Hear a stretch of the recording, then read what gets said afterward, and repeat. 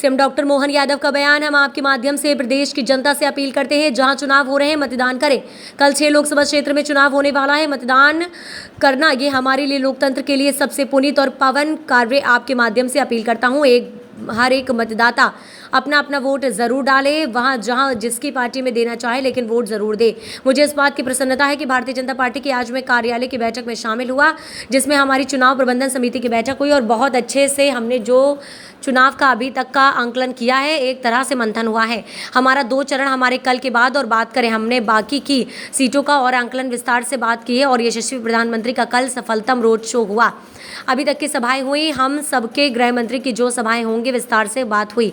बीता सप्ताह हमारा बहुत गर्मी का भी था और शादियों की और बाकी काम से एक तरफ से व्यवस्था वाला भी था, लेकिन उसके बावजूद भी हमारे कार्यकर्ता में बहुत अच्छे से चुनाव लड़ा और बहुत दम से हमारी अपनी रणनीति का लाभ मिला।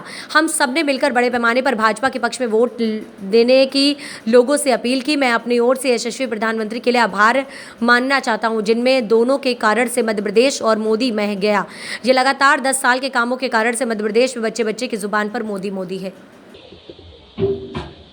कल द्वितीय चरण की वोटिंग का दिन है और हम आपके माध्यम से प्रदेश की जनता से अपील करते कि जहां जहां चुनाव हो रहे हैं, कल 6 लोकसभा क्षेत्र में चुनाव होने वाला है। मतदान करना ये हमारे लिए, लोकतंत्र के लिए सबसे पुनीत और पावन कार्य है। आपके माध्यम से अपील करता हूं कि हर एक मतदाता अपना अपना वोट जरूर डाले, वो जहां जिस भी पार्टी में देना चाहे, लेकिन वोट जरूर डाले। मुझे इस बात की प्रसन्नता है कि भारतीय जनता पार्टी की आज मैं कार्यालय की बैठक में शामिल हुआ, जिसमें हमारी चुनाव प्रबंधन समिति बैठी और बहुत अच्छे से हमने जो चुनाव का अभी तक का आकलन किया, एक तरह से मध्याह्न हुआ है हमारा। 2 चरण हमारे कल के बाद और बाकी रहेंगे। हमने बाकी की सीटों का और कल का इसमें विस्तार से बात की है और यशस्वी प्रधानमंत्री का कल सफलतम रोड शो हुआ।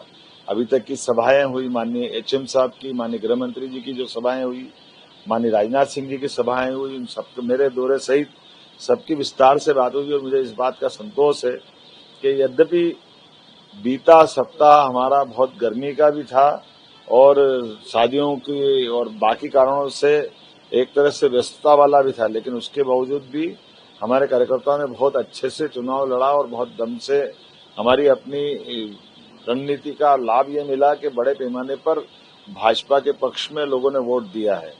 मैं अपनी ओर से यशस्वी प्रधानमंत्री के लिए आभार मानना चाहता हूं, जिनके दौरों के कारण से मध्य प्रदेश और मोदीमय हो गया। यद्यपि वो लगातार 10 साल के कारण से मध्य प्रदेश में बच्चे बच्चे के जुबान पर मोदी मोदी मोदी और उनके काम की छाप अमिट रूप से है।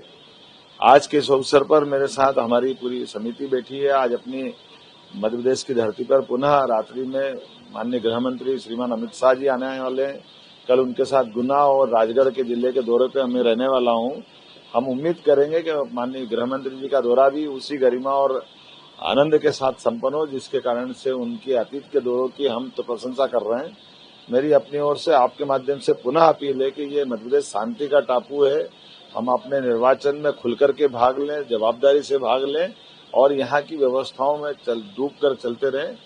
एक बार फिर आप सबका आभार।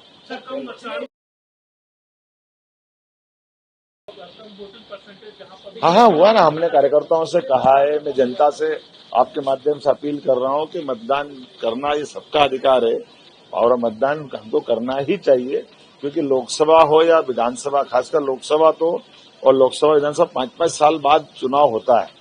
ऐसे में माननीय मोदी जी का आज भारत को यशस्वी भारत के रूप में बदलना है, तो दुनिया का नंबर 1 देश बनाने के लिए हम सबको अधिकतम मतदान करना चाहिए। ये अपील भी हम कर रहे हैं और उसके लिए हमारे कार्यकर्ता निकल के जाने वाले हैं अपने अपने स्थान पर। वो जैसी हमारी परंपरा है, मध्य प्रदेश के लिए ये गौरवशाली संगठन का प्रदेश है और संगठन रचना हमारी बहुत मजबूत है और हम उस पर काम करेंगे।